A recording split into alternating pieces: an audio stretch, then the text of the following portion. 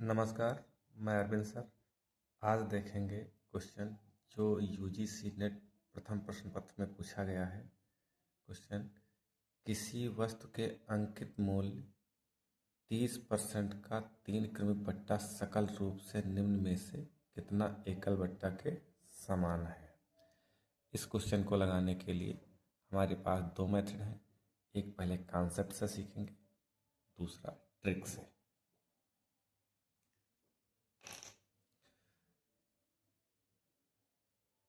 Solution.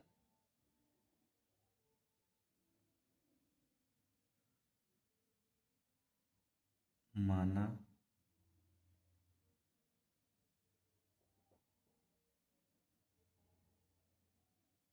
अंकित मूल्य बराबर ₹1। बट्टा का मतलब छूट देना। तो माना अगर कोई वस्तु 100 रुपये की है, उस पर 30 रुपये की छूट मिल जाएगी, तो 70 रुपये की होगी। इस प्रकार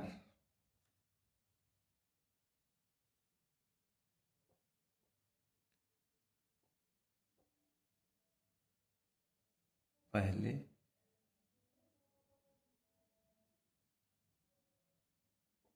बट्टे के बाद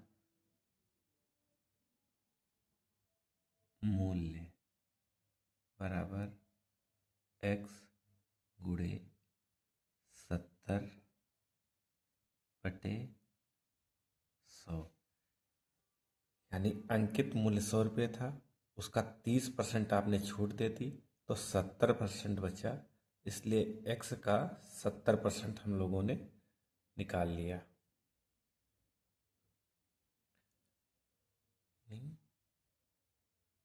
7x/10।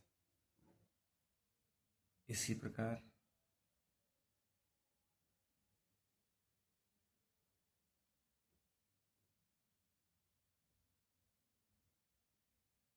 दूसरे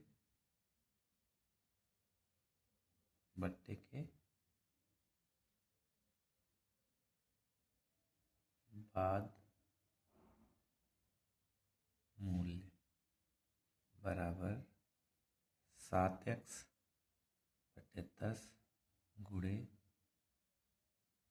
70/100। 0 से 0 कैंसिल,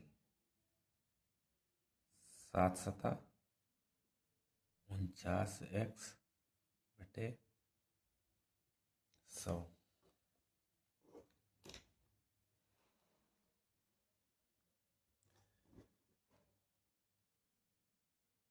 तीसरे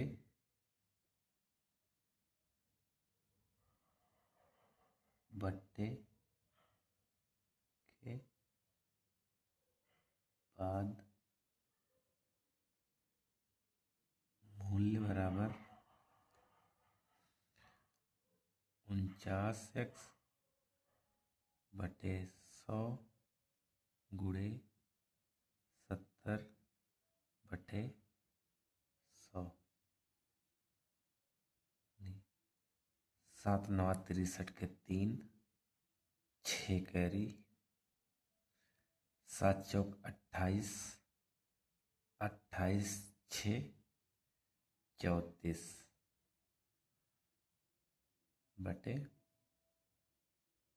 34/1000x। तीनों बार छूट 30% की दी जाती थी, इसलिए लिखा है 30% का 3 क्रमिक बट्टा, यानी तीनों बार 30% की छूट दी जाती थी। अतः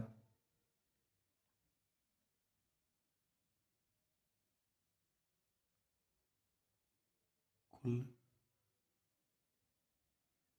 छूट बराबर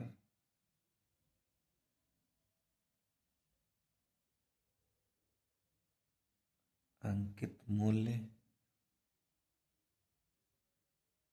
माइनस तीसरे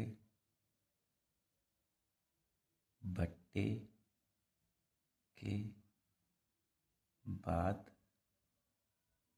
का मूल्य।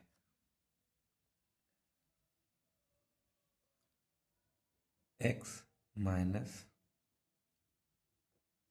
343x बटे 1000।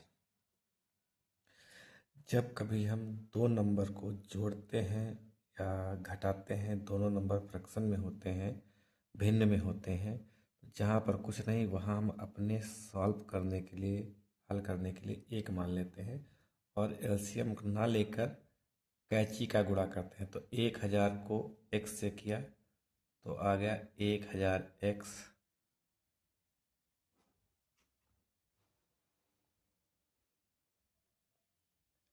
माइनस 1 से 343 को किया तो 343x बटे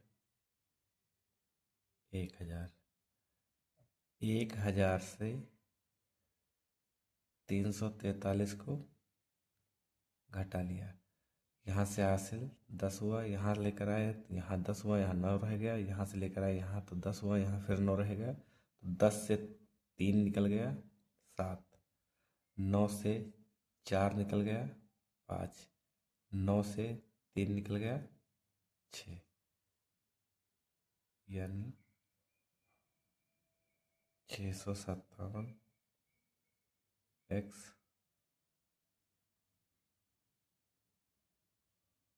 बटे 1000 को हम लोग 10 गुणे 100 लिख सकते हैं।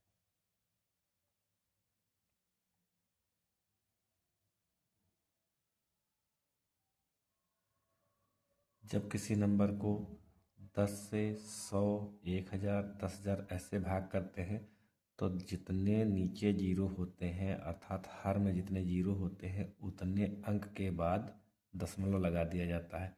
तो 10 के हिसाब से 65.7 बटे 1000। हम लोगों को पहले से पता है कि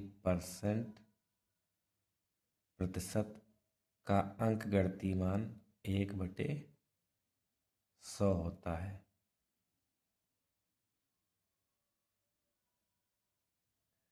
अर्थात 100 यहाँ से हटा देंगे और परसेंट का नोटेशन लगा देंगे, जो कि हमारा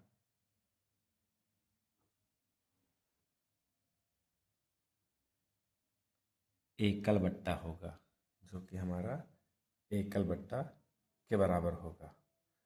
इस प्रकार के क्वेश्चन को हल करने के लिए कुछ लोग x मानकर सॉल्व करते हैं, कुछ लोग 100 मान के सॉल्व करते हैं, कुछ लोग 1 मानकर सॉल्व करते हैं। जो लोग 1 मानकर हल करते हैं उनको लास्ट में अर्थात अंत में इस x को हटाकर बताने की आवश्यकता नहीं, डायरेक्ट वो उतना ही आ जाता है कि जितना कि आना चाहिए, 65.7%। ये तो हो गया इसका मेन मेथड। दूसरा ट्रिक, यहाँ पर हम लोग एक चीज़ याद रखते हैं, plus minus m plus minus n plus minus m गुणे n बटे 100। प्लस का मतलब बढ़ोतरी, माइनस का मतलब कमी। चूँकि यहाँ छूट हुई है तो छूट का मतलब कम होना, अर्थात तीनों बार 30-30% की हुई है, इसलिए एक बार m बराबर 30 और n बराबर 30। जो कि छूट हुई है इसलिए माइनस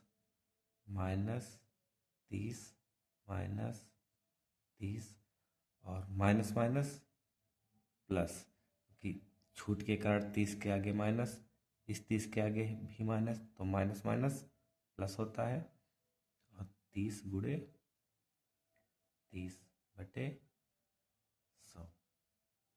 माइनस माइनस जुड़ जाता है, यानी माइनस का 60 प्लस का 9। अर्थात माइनस का 51।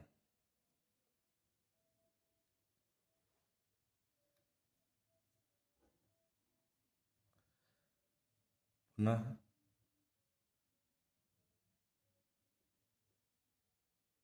माइनस का 51 माइनस का 30 माइनस माइनस प्लस 51 गुणे 30/100। इस बार हम लोगों ने m को माना माइनस का 51 और n को 30, जो कि ऑलरेडी छूट के कारण माइनस साइन लगा होता है।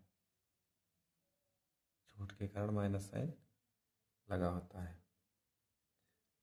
एक जीरो से एक जीरो कैंसिल हुआ, दोनों को ऐड किया 81 प्लस 3 एकम 3 3 पची 15। अभी हम लोगों ने सीखा था 10 से भाग करने पर एक अंक के बाद दशमलव लग जाता है, अतः 81 से 15.3 को घटा लेंगे, जैसे कि 81.0 15.3। यहाँ से यहाँ से लाए, यहाँ 10 हुआ, 10 से 3 निकल गया यानी 7, यहाँ 0 रह गया। यहाँ से यहाँ से लाए, यहाँ 10 हुआ, 10 से 5 निकल गया 5, और 7 से 1 निकल गया 6, अर्थात